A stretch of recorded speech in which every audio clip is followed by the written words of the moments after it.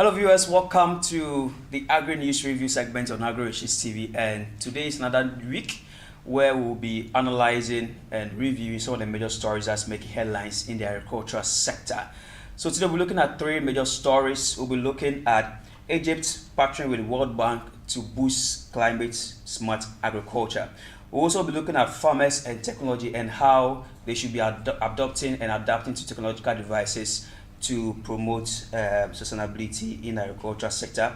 And then we'll also be looking at climate data that was being said at the COP28 that happened in Dubai.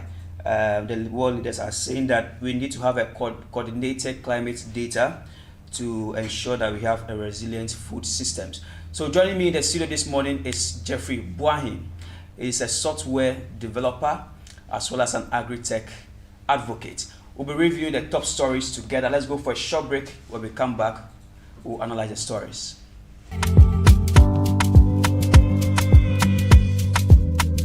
Welcome to the TIA's office. Come on in and let's embark on an exciting journey together. We're excited to develop the West African sub-region's agricultural sector with three key amazing services: the financial support, technical support, and offtake support. Join us as we showcase our diverse teams, share our values of network, and give you a sneak peek into the exciting projects we are working on.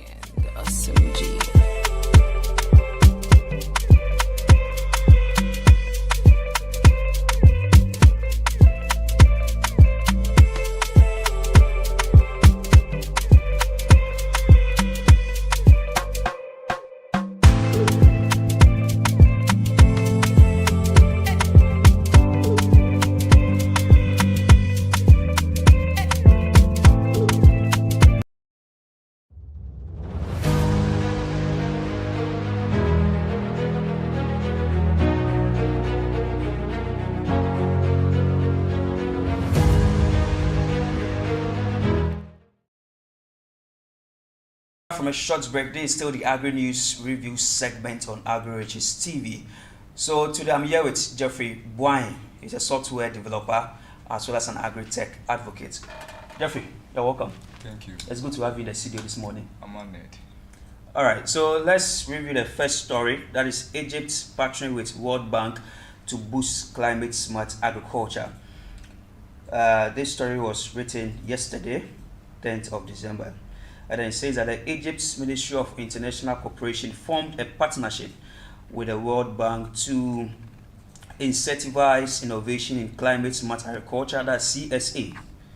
It goes on to say that the partnership builds on the achievements and capabilities of the projects funded by the Korea Green Growth Trust Fund, which aims to localize technologies and best practices required to boost CSA in Egypt.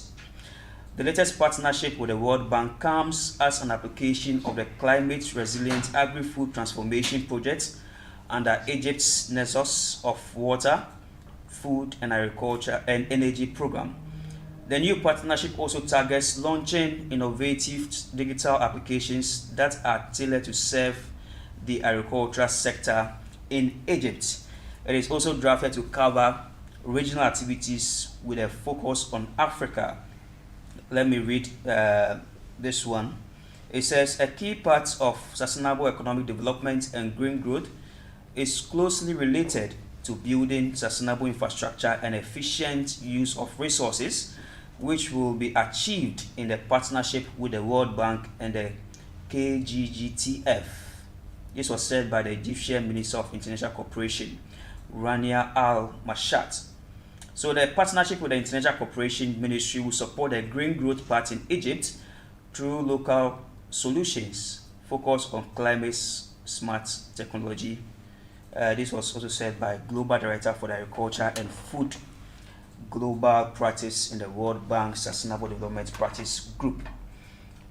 Jeffrey, so there is Egypt building or forging a partnership with the World Bank to boost climate smart agriculture. We are in a world where we need to stay resilient.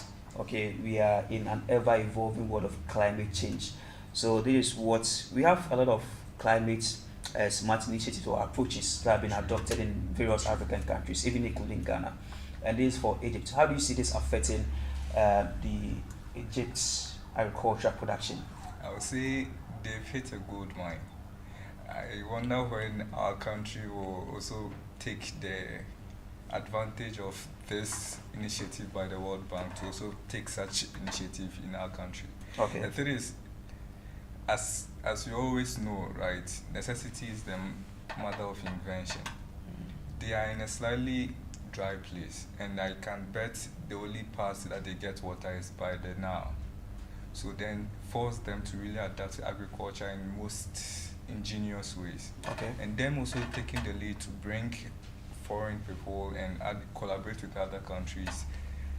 These, by within the next 20 years, I'm sure Egypt is going to be one of the leading producers of agri products. I'm very proud of them.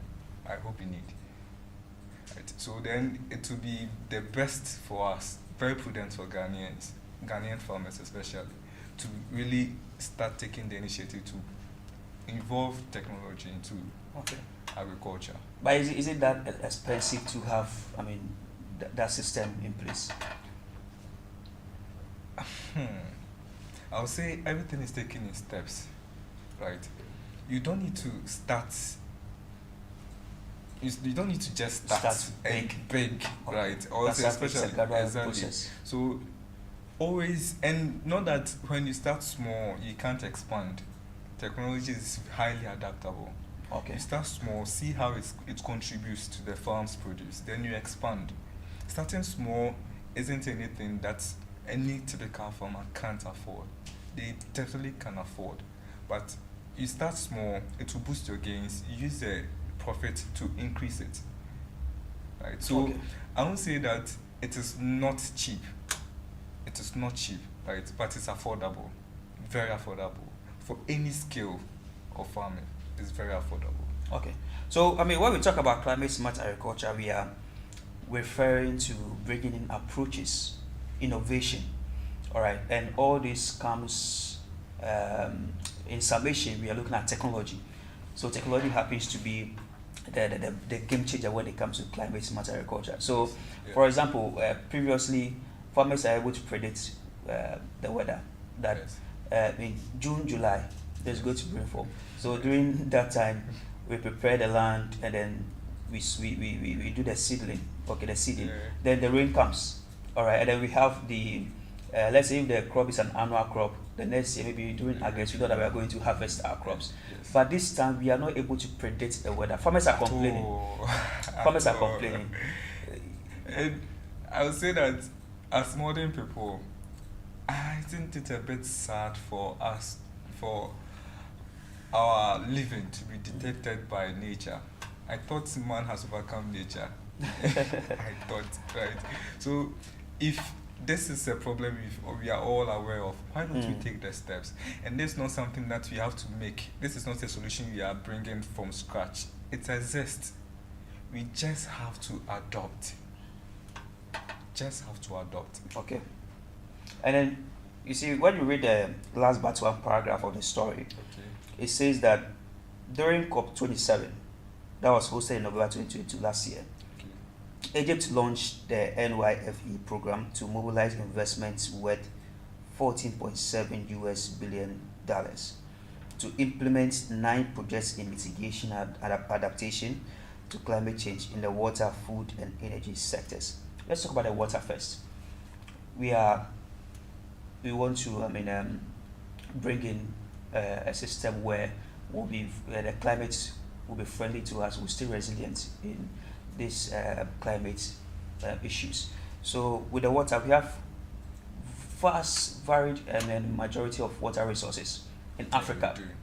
All right, they are investing 14.7 billion to this irrigation systems. Right. You know, because we are not able to predict the water, the rainfall, we need these irrigation facilities and irrigation infrastructure to be able to feed water to the farms that we have so that they can grow. Yes. And this solution is fairly simple.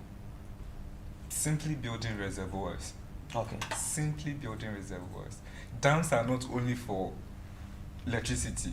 everybody can make a small dam to just keep water for when there's a fallow. Okay. Okay. Right. So that will be the water part. What was the next sector? The next sector is the food. That is straightforward. If irrigation has been able to, if you've been able to solve irrigation problem, what is left is storage of food. Because definitely when you solve the irrigation problem, there will be a lot of produce. Yeah. Then how you store them? You can keep it for months, and there will be grainy reserves, right? Yeah. So this is building reserves for preservation of food that has been harvested. Okay. Then the last sector. That's energy sector.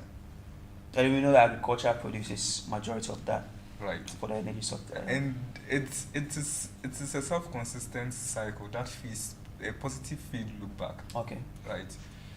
After whatever is left harvesting, the rest is what? Biofuel. I can count the number of homes that take advantage of biofuels. Barely a percent of Ghanaian population. Take advantage of that. Yes. I don't know, now that is becoming a thing, people now looking for alternative sources of energy like solar. But the most outstanding ones, biofuel, whether septic tank or decaying matter from animal and farm produce. Okay. Right. So this, trust me, it is going to come up a lot. Yeah, so we hope that this will be adopted by different African nations. Exactly. And we see other countries also. Senegal was, seeking for climate justice. During the COP28, because the when it comes to climate, the European nations are contributing majority of that because they have the industries, and we don't have. We are contributing low, but we are facing the adverse effects more. Right. But so we need more funding. You need more funding. Yeah. There's no use fighting nature. All right, let's see how this turns out. Right. So let's last year we come to the COP28. Interesting facts out there. Let's go to the second story. Okay. That is supporting this and a piece that was written by Vin Deniken. Yeah. So he's talking about the fact that technology should be the way to go. Farmers need to adapt to technology. Farmers need to know how to use technology. They need to be educated on technology and all that. So the topic or the headline says, supporting all farmers with technology to sustainably feed the world. Now, he posed a significant question here. He says, how can farmers continue to feed a growing population sustainably with increasingly unpredictable weather and more demanding customer needs? In the past, farmers were reliant on experience passed on from generation to generation, the farmer's almanac or other methods to plan and carry out their planting, harvesting, storage, and delivery processes. That said, the volume of agricultural food products was only a fraction of what is produced today, and the goods were transported over short distances, making storage and transport less complicated.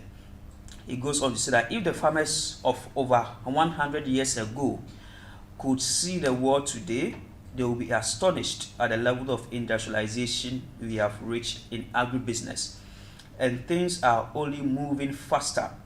As an example, agriculture in 2050 will need to produce almost 50% more food, feed, and biofuel than it did in 2012 to meet demand. Let me read this last one. Today's biggest business challenges call for agility, resilience, and innovation. Responding to changing markets and better serving customers is on the top of everybody's to-do list. Also, running companies sustainably has become a business imperative that includes farming businesses. If observation, experience, and intuition helped farmers to improve their margins in the past, today we have the possibility to collect and analyze data from across the entire value chain. With SAP Intelligent Agriculture, an industry cloud solution from SAP, agribusiness companies can become more sustainable and efficient. All right, Jeffrey.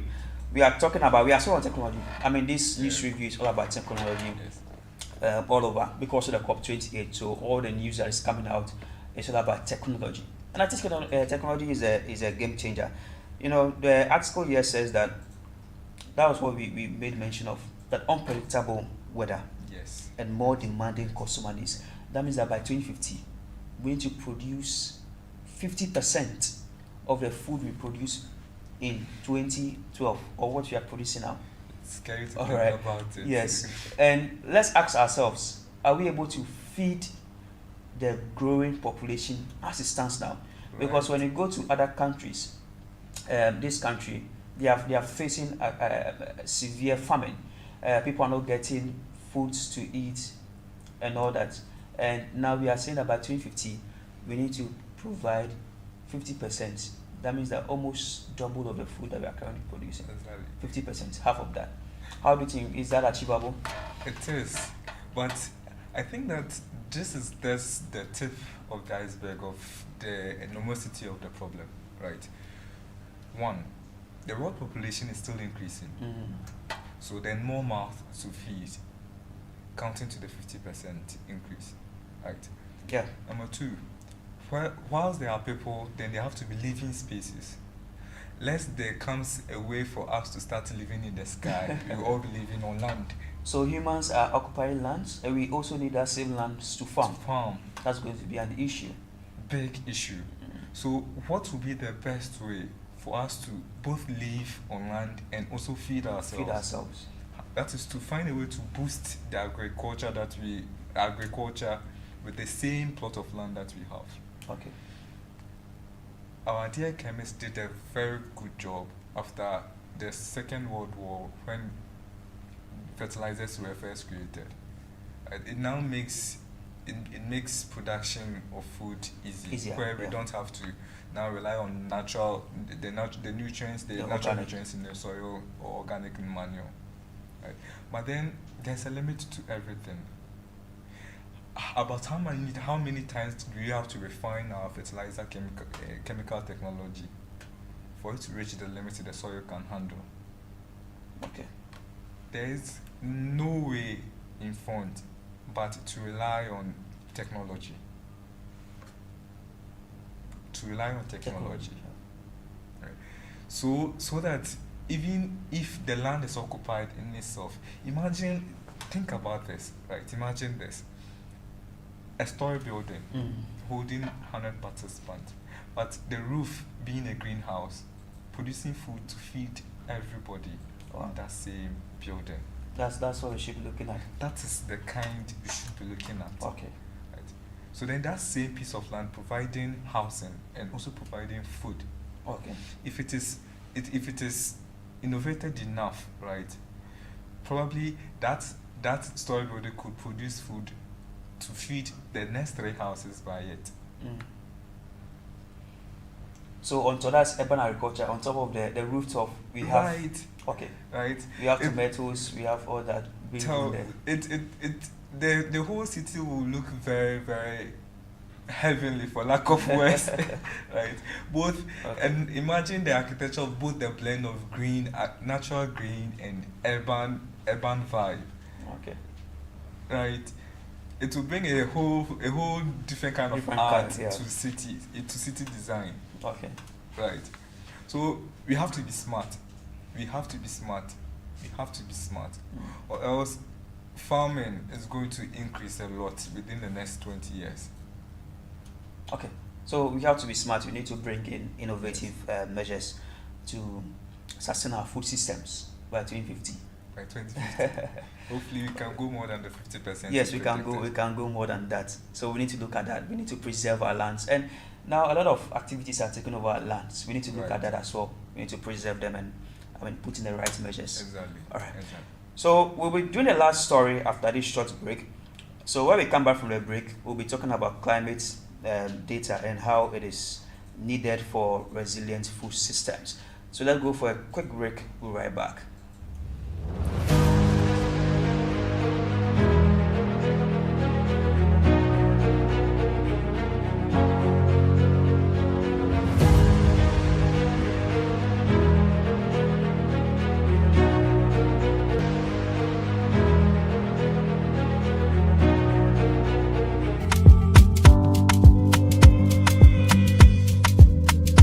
Welcome to the TIA's office. Come on in and let's embark on an exciting journey together. We are excited to develop the West African Sub-Regions Agriculture Sector with three key amazing services: the financial support, technical support, and offtake support. Join us as we showcase our diverse teams, share our values of network, and give you a sneak peek into the exciting projects we are working on.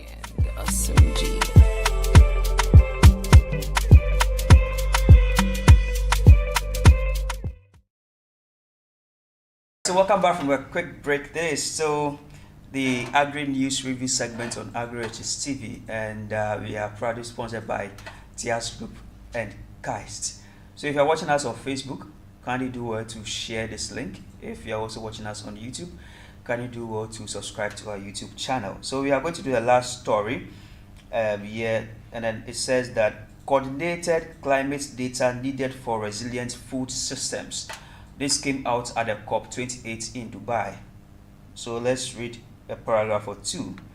The Commonwealth Connectivity Agenda has launched an initiative to support member countries to develop a coordinated national infrastructure for climate data to enable more resilient food systems. With support from the Open Society Foundations, the Commonwealth is seeking to develop a model of digital public infrastructure that will serve as a bedrock for national governments to use when making policy decisions around climate and agriculture. So this was an event that was held at COP28, the UN Climate Change Summit. Let me read a few quotes. So I quote, I quote the Commonwealth Secretary. It says, "It is imperative to view agricultural data as a national asset, a cornerstone for economic growth and sustainability. Fragmented data sets are inefficient, ineffective, and impact negatively on productivity." Let me take the last quote. It says, "Digitalization emerges as a beacon of hope, offering innovative solutions to traditional challenges in the agriculture and fisheries sectors." Jeffrey, so this was made known by the Commonwealth Secretary. We are still on technology. Yes. I mean, today is all about technology at the COP28. It says we need climate data. And when we talk about climate data, what do we mean by this?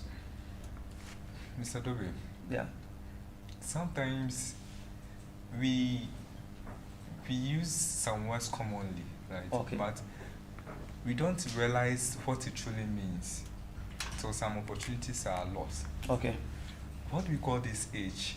The information age, not the technology age, the information age. Information is power. That is what our age have come to understand. Have you realized these days when you are browsing the net, all forms of agreement around whether you decline or accept whether your information should be used in a certain way. Yeah. We have all sort of that. Right. All kinds of data about a person is taken, and they are able to predict the person's behavior in some ways that you, the person, don't realize that you are passing through. You have some kind of likes. Yeah. If somebody had come to you straight away and told you, "Hey, Mr. Dobe, I realize that you really like Agri-News," you'd be like, "Oh well, I like to read them, but not like I really like it much." And if the person goes on and tell you, "I've also realized that you really like animal farm news," you'd be like, "Oh really? Maybe I don't have preference, but I don't think so." But you realize that when the person brings all the data of the kind of news you've been reading or listening to, you realize most of them are related to animal farming. There is all kinds of hidden gems in data gathering, Okay. both humans and natural. When I read this news, I was so glad. I felt like the secretary is talking right to my heart. Right. There's all kinds of natural data that is gathered, and it just needs a bit of ingenuity to see some patterns, to apply them in very ingenious ways. Right? Imagine, let me take from the quote you mentioned, that data that is gathered in pieces, minus from Yes, to yes, summarize, fragmented. data gathered in pieces is And of not- no use, yes, of but no use. when it is collated Need a to holistic a data. wholesome, yes, Yeah. it makes some use. Mr. Dobe has 3 farms, one in the north, one in the west, one in the south. Okay. I have 3 farms, one in the east, one in the west, and say one in the Ahafo region. Right. We all have a piece of data of how the pattern of climate or the pattern of the weather to Okay. pattern of climate over the years. We realize that sometimes it works for us. You realize sometimes to work for you, it won't work for you. That's because the weather is not only limited to your farm. Right. So if all this data we have, if we put together our data, you realize that it will be formed in a pattern. So that when I see that this year it is raining on your farm, I'll know that my farm will have lesser rain. So then I should plant crops that will require not much water. So this is information. We're trying to give information to the different farmers. Yes. Yeah. Right. If this data imagine collecting this data all over the country, it is as worthy as yearly gold export. Okay. Because it's going to make the farmers be very efficient on the kind of crops they should grow each year. Yeah. That is one key advantage. One key advantage. Any country able to make use of this is going to produce the maximum amount of food they can produce each year. Okay. Which is definitely going to be more than what the country itself can feed on. Okay. And we'll have enough to store and also export and generate riches for it. Okay. So, for instance, you see we have the agricultural extension. All right. When we have this data, so the whole country, let's say Ghana, we have data of all farmers with the crops should grow. Now, we have the weather station on that particular. We'll have a system